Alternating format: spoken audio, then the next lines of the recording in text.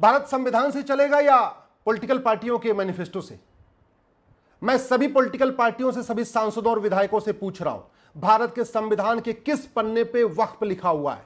WAQF संविधान के किस पन्ने पे लिखा हुआ है, किस आर्टिकल पे लिखा हुआ है? और यदि नहीं लिखा हुआ है तो यह वक्फ एक्ट कैसे बन गया? किसने बनाया, क्यों बनाया? यह वक्फ एक्ट खत्म होना चाहिए, वक्फ एक्ट को बदलना चाहिए।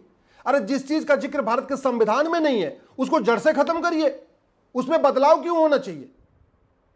क्या हिंदुओं के लिए हिंदू बोर्ड और हिंदू ट्रिब्यूनल है क्या? क्या जैन के लिए जैन बोर्ड जैन ट्रिब्यूनल है क्या? क्या बौद्ध के लिए बौद्ध बोर्ड बौद्ध ट्रिब्यूनल है क्या? क्या सिखों के लिए अपना सिख बोर्ड सिख ट्रिब्यूनल है क्या? क्या क्रिश्चियन के लिए अपना क्रिश्चियन बोर्ड क्रिश्चियन ट्रिब्यूनल है क्या? क्या पारसी के लिए अपना पारसी बोर्ड पारसी ट्रिब्यूनल है क्या? क्या यहूदियों के लिए अपना यहूदी बोर्ड यहूदी ट्रिब्यूनल है क्या? क्या बहाइयों के लिए बहाई बोर्ड बहाई ट्रिब्यूनल है क्या? यदि नहीं तो फिर एक मजहब के लिए वक्फ बोर्ड और वक्फ ट्रिब्यूनल क्यों? एक मजहब के लिए वक्फ का कानून क्यों? जब भारत में सोसाइटी रजिस्ट्रेशन एक्ट है, भारत में आपका इंडाउमेंट एक्ट है, भारत में आपका चैरिटी एक्ट है, और बाकी हिंदू जैन बौद्ध सिख सबका अपना वहीं पे डिसाइड होता है केस, तो एक मजहब के लिए अलग से क्यों कानून, क्यों अलग से बोर्ड, क्यों अलग से ट्रिब्यूनल क्यों?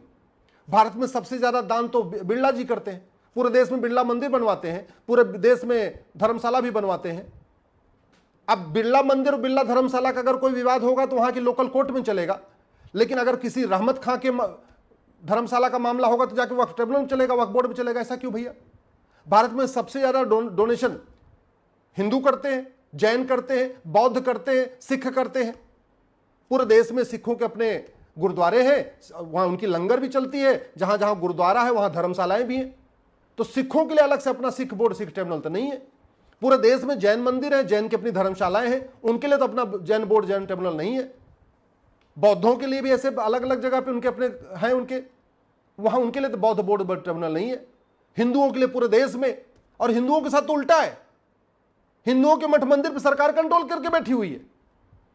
4 लाख करोड़ की 1 लाख करोड़ की प्रॉपर्टी पर सरकार कंट्रोल करके बैठी हुई है। हिंदुओं के साथ सौतेला व्यवहार क्यों? क्या हिंदू जैन बौद्ध सिख यहाँ के 3rd क्लास के सिटीजन हैं क्या? वो मतलब यहाँ के नागरिक नहीं है क्या? नहीं, तो फिर उनको उनके लिए जो व्यवस्था नहीं है वो एक मजहब के लिए क्यों होनी चाहिए? ये विशेष दर्जा क्यों? ये विशेष बोर्ड क्यों?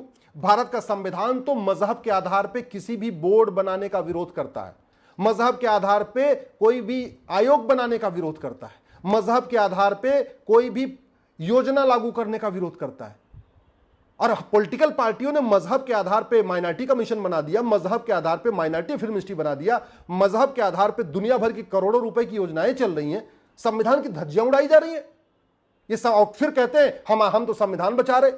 कोई कह रहा हम संविधान बचा रहे हैं, कोई कह रहा हम संविधान की पूजा करते हैं। संविधान के नाम पे सब कुछ, संविधान की आड़ लेके, संविधान का नाम लेके, बाबा साहब अम्बेडकर का नाम लेके संविधान की धज्जियां उड़ाई जा रही हैं। मुझे एक चीज बताओ, जो लोग पाकिस्तान छोड़ के भारत में आए, उनकी जमीनों पे तो जो पाकिस्तान के बासिंदे थे उनका कब्जा हो गया, या तो सरकारों ने ले लिया अपने पास, वहां पे हॉस्पिटल बनाया, स्कूल बनाया, कुछ और बनाया। जो लोग भारत छोड़ के गए पाकिस्तान, उनकी जमीन पे यहां के बासिंदों का कब्जा होना चाहिए या उस पे वक्फ बोर्ड का कब्जा होना चाहिए? जैसे पाकिस्तान से जो लोग छोड़ के भारत आए, उन जमीनों पे जो लोग यहां से मुस्लिम गए थे वहां उनको बसा दिया गया था, वैसे ही जब लोग भारत से छोड़ के पाकिस्तान गए तो जो वो जमीन बची, जो लोग पाकिस्तान से हिंदू आए उनको बसा देना चाहिए। वो वक्फ बोर्ड की कैसे हो सकती है? आप जानते हैं इस वक्फ बोर्ड की मनमानी को, ये वक्फ बोर्ड एक्सटॉर्शन भी करता है और वक्फ बोर्ड कन्वर्जन भी करता है। अमीरों को नोटिस भेज भेज के पैसा वसूली करता है और गरीबों को नोटिस भेज भेज के उनको कहता है कन्वर्ट हो जाओ, अगर तो अपनी जमीन बचानी है, अपना घर बचाना, अपना मकान बचाना है, अपना व्यापार बचाना है। आज की डेट में भारत के पास, वक्फ बोर्ड के पास 10 लाख एकड़ जमीन है। मालदीव का क्षेत्रफल 75,000 एकड़ है और भारत में वक्फ बोर्ड के पास 10 लाख एकड़ जमीन है, यानी 12-13 मालदीव तो भारत में वक्फ बोर्ड के ऊपर बन जाएंगे। सिंगापुर का क्षेत्रफल 1,80,000 एकड़ है, वक्फ बोर्ड के पास 10 लाख एकड़ जमीन है, या 5 से ज्यादा सिंगापुर बन जाएंगे भारत में वक्फ बोर्ड की जमीन के ऊपर। बहरीन का क्षेत्रफल 1,90,000 एकड़ है, वक्फ बोर्ड के पास 10 लाख एकड़ जमीन, यानी 5 से ज्यादा बहरीन बन जाएंगे भारत में वक्फ बोर्ड की जमीन पे। हांगकांग का क्षेत्रफल 2,75,000 एकड़ और वक्फ बोर्ड के पास 10 लाख एकड़, यानी भारत में वक्फ बोर्ड के ऊपर 3 हांगकांग बन जाएंगे। डेनमार्क का क्षेत्रफल 3,45,000 एकड़, यानी 2 से ज्यादा डेनमार्क भी भारत में वक्फ बोर्ड के ऊपर बन जाएंगे। फिनलैंड का क्षेत्रफल 3,90,000 एकड़, वक्फ बोर्ड के पास 10 लाख एकड़, यानी 2 से ज्यादा फिनलैंड बन जाएंगे। मॉरिशस का क्षेत्रफल 5 लाख एकड़, वक्फ बोर्ड के पास 10 लाख एकड़, यानी 2 मॉरिशस भी बन जाएगा वक्फ बोर्ड की जमीन पे। लक्जमबर्ग का क्षेत्रफल 6,40,000 एकड़, साइप्रस का क्षेत्रफल 8,30,000 एकड़, जॉर्जिया का क्षेत्रफल 9,60,000 एकड़। दुनिया के 50 ऐसे देश हैं जिनका क्षेत्रफल 10 लाख एकड़ से कम है, यानी दुनिया के 50 ऐसे देश हैं जिनका क्षेत्रफल वक्फ बोर्ड की जो जमीन है उससे कम है। और 1950 में वक्फ बोर्ड के पास कितनी जमीन थी? 50,000 एकड़ भी नहीं थी, और आज 10 लाख एकड़ जमीन हो गई। इस 9.5 लाख एकड़ जमीन आई कहां से? ये 9.5 लाख एकड़ जमीन आई इस घटिया कानून के कारण। ये 9.5 लाख एकड़ जमीन जो आई है 1950 के बाद, ये पार्कों पे कब्जा किया गया है, ये ऊसर जमीन पे कब्जा किया गया, बंजर जमीन पे कब्जा किया गया, खेत पे कब्जा किया गया, खलिहानों पे कब्जा किया गया, पार्कों पे कब्जा किया गया, पहाड़ियों पे कब्जा किया गया है, सड़क के किनारे हाईवे पे कब्जा किया गया, सड़क रेलवे के किनारे कब्जा किया गया। और ये वक्फ एक्ट ये केवल अनकॉन्स्टिट्यूशनल नहीं है, ये अनकुरानिक है, अन इस्लामिक भी है। मैं क्यों कह रहा हूं? क्योंकि होली कुरान में कहीं पे भी मजार का जिक्र नहीं है, होली कुरान में कहीं पे भी दरगाह का जिक्र नहीं है, होली कुरान में कहीं पे भी पक्का कब्रिस्तान का जिक्र नहीं है। और इसीलिए जहां इस्लाम शुरू हुआ वहां पे एक भी मजार नहीं, एक भी दरगाह नहीं, एक भी पक्का कब्रिस्तान नहीं। अरब में एक भी मजार नहीं, एक भी दरगाह नहीं, एक भी पक्का कब्रिस्तान नहीं। बहरीन में एक भी मजार नहीं, एक भी दरगाह नहीं, एक भी पक्का कब्रिस्तान नहीं। कुवैत में एक भी मजार नहीं, एक भी दरगाह नहीं, एक भी पक्का कब्रिस्तान नहीं। दुबई में एक भी मजार नहीं, एक भी कब्रिस्तान नहीं, एक भी दरगाह नहीं। खाड़ी देशों में जहां से इस्लाम शुरू हुआ वहां एक भी मजार नहीं, एक भी दरगाह नहीं, एक भी पक्का कब्रिस्तान नहीं। क्यों? क्योंकि होली कुरान में न मजार का जिक्र है, न दरगाह का जिक्र है, न पक्के कब्रिस्तान का जिक्र है। मजार दरगाह बनाना और मजार दरगाह पे जाना यह हराम है। और इसीलिए जब G20 का सम्मेलन हुआ दिल्ली में, पूरी दुनिया के राष्ट्राध्यक्ष आए थे, सब लोग गए महात्मा गांधी के समाधि स्थल राजघाट पे, लेकिन अरब के सुल्तान MBS नहीं गए। क्यों? क्योंकि मजार पे जाना, मत्था टेकना हराम है, दरगाह पे जाना, दरगाह पे मत्था टेकना हराम है। वैसे भी 5 बार अजान में कहा जाता है ला इलाहा इल्लल्लाह, अल्लाह के अलावा और कोई भी इबादत योग्य नहीं है। अल्लाह के अलावा कोई भी इबादत योग्य नहीं है, तो फिर मजार में किसकी इबादत होगी? दरगाह में किसकी इबादत होगी? पक्का कब्रिस्तान पे किसको याद करने जाएंगे? इस्लाम तो कहता है कि अल्लाह के अलावा और किसी की पूजा ही नहीं करना, और किसी को ध्यान ही नहीं करना, और किसी के सामने झुकना ही नहीं है। तो फिर मजार दरगाह पक्का कब्रिस्तान में किसके सामने झुकेंगे? इसीलिए पूरे के पूरे खाड़ी देश में एक भी मजार नहीं, एक भी दरगाह नहीं, एक भी पक्का कब्रिस्तान नहीं। इसलिए ये वक्फ एक्ट कुरान के हिसाब से, होली कुरान के हिसाब से अनकुरानिक है, इस्लाम के हिसाब से अन इस्लामिक है। मैं ये जो JPC में बैठे हुए हैं, मैं इनको चुनौती देता हूं।